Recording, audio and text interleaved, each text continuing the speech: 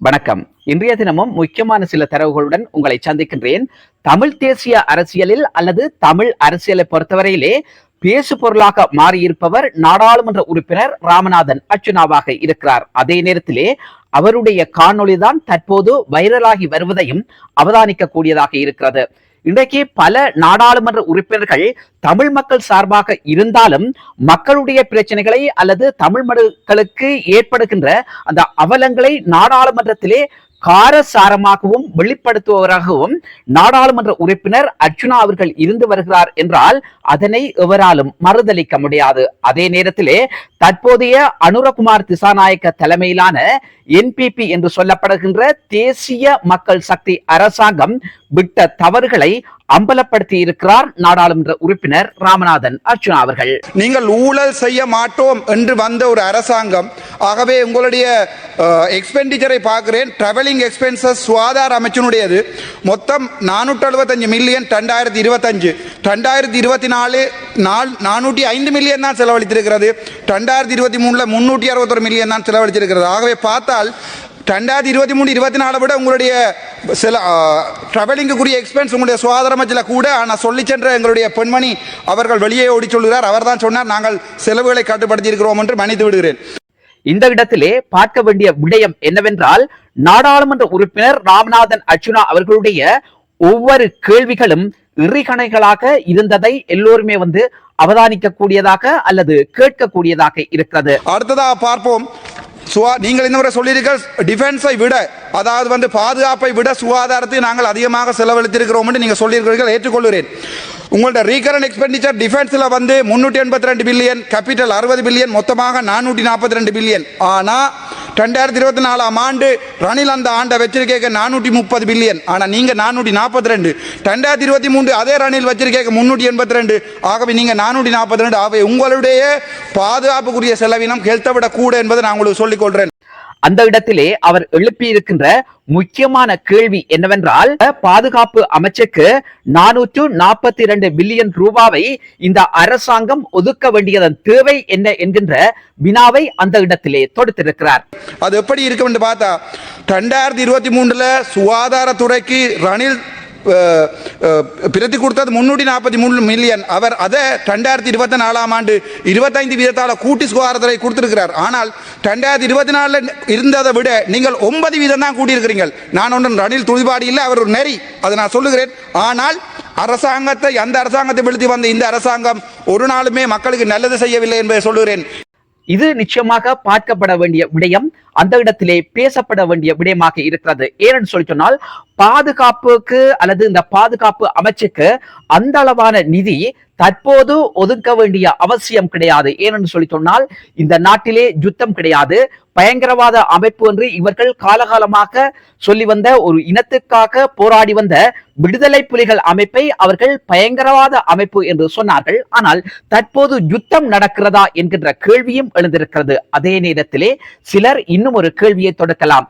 ஆங்காங்கே சூட்டு சம்பவங்கள் இடம்பெறுகிறது தானே, அதை கட்டுப்படுத்துவதற்கு நிதி ஒதுக்கி இருப்பதிலே என்ன தவறு இருக்கிறது என்கின்ற கேள்வியும் எழலாம். நிச்சயமாக அதற்கான பதில் என்னவென்றால், 2 முக்கியமான அமைப்பு ரீதியான யுத்தம் இந்த நாட்டிலே இல்லை. ஆனால் சிறிய சிறிய குழுக்கள் தான் அந்த தாக்குதல்களை நடாத்துகிறார்கள். அந்த குழுக்களும் ஒவ்வொரு அரசியல்வாதிகளின் பின்னணியிலே இயங்குகின்ற குழுக்களாக இருக்கிறது. ஆகவே இதற்குரிய பதிலை வழங்க வேண்டியது அரசினுடைய பாரிய பொறுப்பாக இருப்பதுடன் அந்த பாதுகாப்பு தொடர்பிலே சரியான நடவடிக்கையை இந்த அரசாங்கம் எடுக்க முடியும். அதற்காக பாரிய அளவிலான நிதி ஒதுக்க வேண்டிய அவசியம் கிடையாது. ஏனென்று சொல்லி சொன்னால், அந்த அளவிலான தேவைப்பாடுகளும் இந்த நாட்டிலே இல்லை என்பதுதான் யதார்த்தமான விடயமாக இருக்கிறது. அதே நேரத்திலே இந்த கேள்வியை மிக நிதானத்துடனும் உண்மை தன்மையுடனும் கேட்க வேண்டிய கேள்வியைத்தான் நாடாளுமன்ற உறுப்பினர் அர்ச்சுனா அவர்கள் அந்த இடத்திலே தொடுத்திருக்கிறார். மொத்தமாக சுகாதாரத்துறை 508.5 பில்லியன், அதுல வடக்கு கிழக்குல நீங்க வடக்குக்கு தந்திருக்கிறது 610 மில்லியன் மட்டும். கிழக்குக்கு ஈஸ்டர்ன் ப்ரொவின்ஸுக்கு 732 மில்லியன் தந்திருக்கிறீங்க. ஈஸ்டர்ன் ப்ரொவின்ஸ்ல ட்ரிங்கோமல்லியில ஈடியூ கட்டுறதுக்கு 200 மில்லியன் தந்திருக்கிறீர்கள். இதுல என்னண்டா, ஜாழ்ப்பாணத்துல உங்களோட மொத்த சுகாதார அமைச்சின் செலவுக்கு நீங்கள் உங்களுடைய ஜாழ்ப்பாணம் இல்ல வடக்குக்கு தந்திருக்கிறது 0.19 வீதம் பிச்சை. வடக்கு கிழக்கிலே குறிப்பாக இந்த மருத்துவத்துறைக்கு இந்த அரசாங்கம் எவ்வளவு நிதியை ஒதுக்கி இருக்கிறது என்று பார்ப்போமாக இருந்தால் கிழக்கு மாகாணத்துக்கு 508.5 பில்லியன் ரூபாவையும் வடமாகாணத்துக்கு 610 மில்லியன் ரூபாவையும் இந்த அரசாங்கம் சுகாதாரத்துறைக்காக ஒதுக்கி இருக்கிறது. நான் அதை பற்றி மேல கதைக்க விரும்பல. அதே மாதிரி ஆகலும் கவலமாய் கிழக்கு மக்களுக்கும் நீங்கள் போட்டுக்கிற பிச்சை 0.1 மீதம் கணக்கு வேணுமென்னா நீங்கள் யார் வரலாம், நான் உங்களுக்கு படிப்பிக்கிறதுக்கு தயாராக இருக்கிறேன். நீங்க தந்திருக்க 0.1 வீதமான தான் வடக்கு மாகாண சுகாதாரத்துறைக்கு தந்திருக்கீங்க. கடந்த கால அரசாங்கங்கள் ஒதுக்கிய நிதியை விட மோசமான முறையிலே நீங்கள் செயற்பட்டு வருகிறீர்கள் என்கின்ற குற்றச்சாட்டையும் நாடாளுமன்ற உறுப்பினர் அர்ச்சுனா அவர்கள் வெளியிட்டிருந்தார். அதே நேரத்திலே உங்களுடைய இந்த அமைச்சும் அல்லது சுகாதாரத்துறையும் இந்த நாட்டிலே எதனை செய்கிறது என்கின்ற கேள்வியையும் எழுப்பியிருந்தார். 15 வருடம் ஒரு வைத்தியர் தன்னுடைய வாழ்க்கையை செலவழித்து தான் ஒரு வைத்தியராக ஒரு கன்சல்டனாக வருகிறார். ஒரு வைத்தியரை நாங்கள் எங்களுடைய நாடு கட்டியெழுப்பதாக இருந்தால் ஒரு வைத்தியருக்கு 15 மில்லியன் 150 லட்சம் செலவழிக்கிறோம். போன வருடம் மட்டும் எங்களுடைய நாட்டிலிருந்து 2500 2400 வைத்தியர்கள் வெளியில் போயிருக்கிறார்கள். கன்சல்டனுடைய மதிப்பு வேற எங்கேயோ. அப்படி பார்த்தால் 36 பில்லியன் எங்கள் நாட்டுக்கு நட்டம். உங்களுடைய பிழையான பொருளாதார கொள்கை அது இந்த பக்கமும் இருக்குது. இன்றைக்கு இந்த நாட்டிலே இருந்து ஏராளமான வைத்தியர்கள் வெளிநாடுகளை நோக்கி தப்பிச் செல்கிறார்கள் அல்லது செல்கிறார்கள்.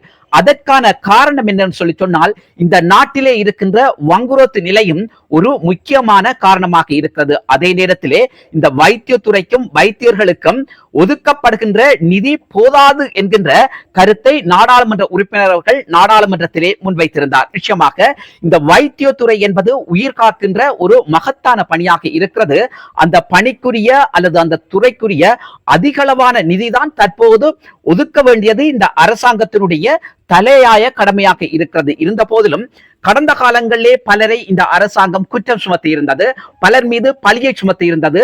அந்த காலப்பகுதியிலே அந்த அரசாங்கத்துக்கு எதிராக இவர்கள் குரல் எழுப்பியவர்களாக தேசிய மக்கள் சக்தி அரசாங்கம் இருந்திருக்கிறது என்றால் அது எவராலும் மறுக்க முடியாத உண்மையாக இருக்கிறது. 75 பில்லியன் இப்போது சொல்லியிருக்கார் எங்களுடைய எதிர்க்கட்சி தலைவர்.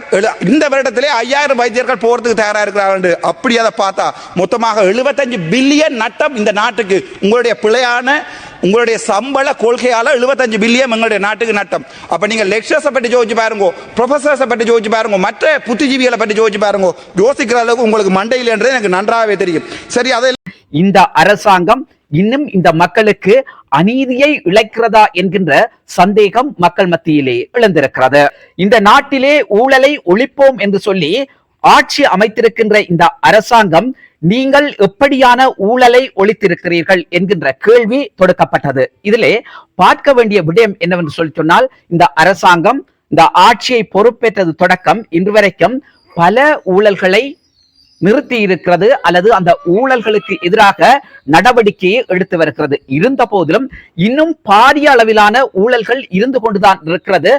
ஊழல் செய்பவர்களும் செய்து கொண்டுதான் இருக்கிறார்கள். அவர்கள் குறைவாக செய்தாலும் செய்து கொண்டுதான் இருக்கிறது. இதே நேரத்திலே இன்றைக்கு வடக்கு மாகாணத்திலே மருத்துவத்துறை அல்லது இந்த வைத்தியர் சாலைகளில் ஒவ்வொரு வைத்திய சாலைகளிலும் மக்களுக்கு அல்லது இந்த நோயாளிகளுக்கு அநீதி இழைக்கப்பட்டு வருகிறது.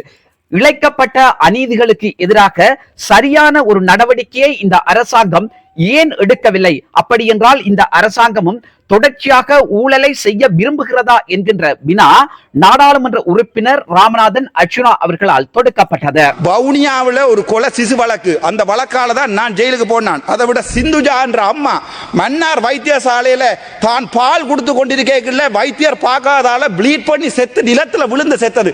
அந்த பிள்ளையை பார்க்க போனதுக்காக தான் அந்த இருந்த அரசாங்கம் ரணில் அரசாங்கம் என்ன பிடிச்சு ஜெயில 5 நாள் போட்டது. இந்த வரைக்கும் அந்த சிந்துஜா என்ற அம்மாக்குரிய நீதி கிடைக்கவே இல்லை. அது மட்டுமில்லை, அதை விட வைஷாலினி என்ற பிள்ளைக்கு கையை வெட்டி அவளை ஒரு ஊனமாக மாற்றி இருக்கிறோம். இன்று வரைக்கும் உங்களுடைய சுகாதார அமைச்சர் சத்தியமூர்த்தி, நான் கதைக்கவே இல்லை என்றால் உங்களுக்கும் சத்தியமூர்த்திக்கும் தாராளமான தொடர்புகள் இருக்குது. சாதாரணமாக காசுகள் மாற்றிக்கொள்ளுங்கள். அதனுடைய பாவம் இந்த அரசருக்கும் இந்த அமைச்சருக்கும் வந்து சேரும். இந்த நாட்டிலே அது மருத்துவத்துறையாகவும் இருக்கலாம், கல்வித்துறையாக இருக்கலாம், எந்த துறையாக இருந்தாலும் இடம்பெறுகின்ற ஊழலை தடுத்து நிறுத்த வேண்டிய பொறுப்பு அரசாங்கத்தினுடைய கடமையாக இருக்கிறது. அந்த இடத்திலே நாடாளுமன்ற உறுப்பினர் ராமநாதன் அர்ச்சுனா அவர் முன்வைத்த கருத்துக்களை பார்ப்போமாக இருந்தால் இந்த ஊழல்களை தடுத்து நிறுத்த வேண்டிய பொறுப்பு இந்த அரசாங்கத்தினுடைய தலையாய கடமை என்பதில் எந்த விதமான சந்தேகமும் கிடையாது. நல்ல சொந்தங்களே, மீண்டும் ஒரு தொகுப்பினூடாக உங்கள் அனைவரையும் சந்திக்கிறேன். நன்றி, வணக்கம்.